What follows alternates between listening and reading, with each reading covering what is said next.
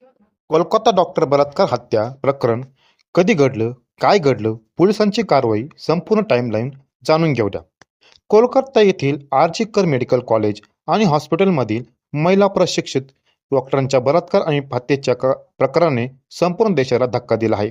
या घटनेनंतर ज्युनियर डॉक्टरांनी निषेध आंदोलन आयोजित केले आणि न्यायाच्या मागणीसाठी काम थांबवले. यामुळे अनेक मेडिकल कॉलेजमध्ये उपचारासाठी येणाऱ्या रुग्णांना अडचणीचा सामना करावा लागला. घटना कशी घडली हे जाणून घेऊया. 9 ऑगस्ट रोजी एका सरकारी हॉस्पिटलच्या सेमिनार हॉलमध्ये एका महिला पोस्ट ग्रॅज्युएट प्रशिक्षित डॉक्टरचा अर्धनग्न मृतदेह आढळला. मृतिका आर्जीकर मेडिकल कॉलेज आणि हॉस्पिटलमध्ये चेस्ट मेडिसिन विभागाची दुसऱ्या वर्षाची विद्यार्थिनी होती. तिच्या वडिलांनी सांगितले की माझ्या मुलीला बलात्कार करून हत्या करण्यात आली.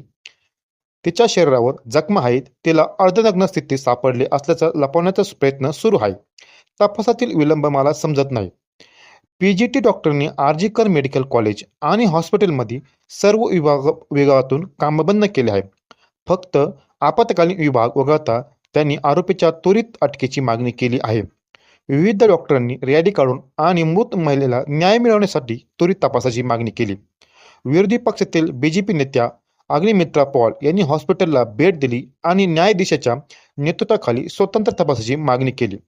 तृणमूल काँग्रेसच्या नेत्यांनी सांगितले की आम्हाला पूर्णपणे पारदर्शक तपासाची आवश्यकता आहे.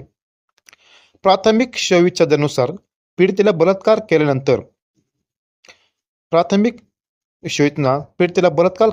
हत्या करण्यात आली. आत्महत्येची शक्यता नाकारण्यात आली आहे.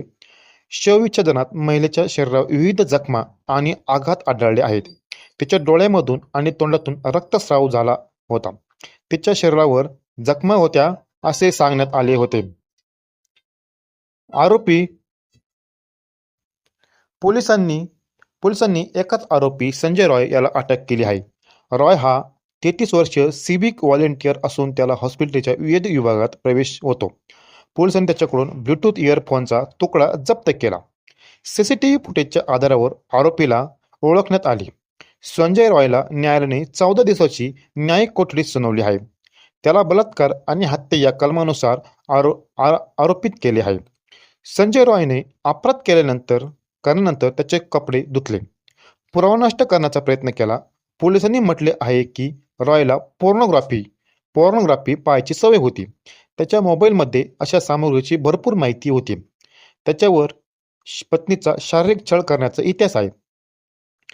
तसेच कोलकाता उच्च न्यायालयाने आर्जीकर मेडिकल कॉलेजच्या प्रमुखावर ताशेरे ओढले आहेत. त्यांनी संस्थेच्या प्रमुखाची फेरनियुक्ती थांबवण्याचे आदेश दिले आहेत. लोकसभेतील विरोधी पक्षनेते राहुल गांधींनी पश्चिम बंगाल सरकारच्या प्रकरणाच्या हाताळणीवर टीका केली आहे. त्यांनी तृणमूल काँग्रेसला थेट नाव न घेता पीडितेला न्याय मिळवण्याच्या प्रक्रियेवर प्रश्न उपस्थित केले आहेत. अनेक बॉलिवूड अभिनेत्यांनी देखील संताप व्यक्त केला आहे. त्यात जेनेलिया डिसूजा असे म्हणते की कोलकाता, गुवाहाटी, हैदराबाद आणि मुंबईसह विविध शहरांमध्ये डॉक्टरांनी हत्येचा आणि बलात्कार निषेध करत आंदोलन केली आहेत.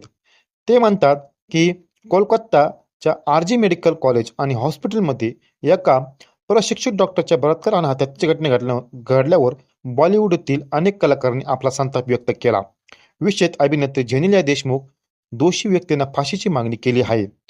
जेनेलिया देशमुखने तिच्या एक्स पूर्वीच्या ट्विटर खात्यावर लिहिले, राक्षसांना फाशीच झाली पाहिजे.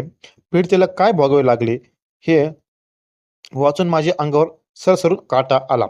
एक महिला जी जिव्हाळ्याची सेवा देत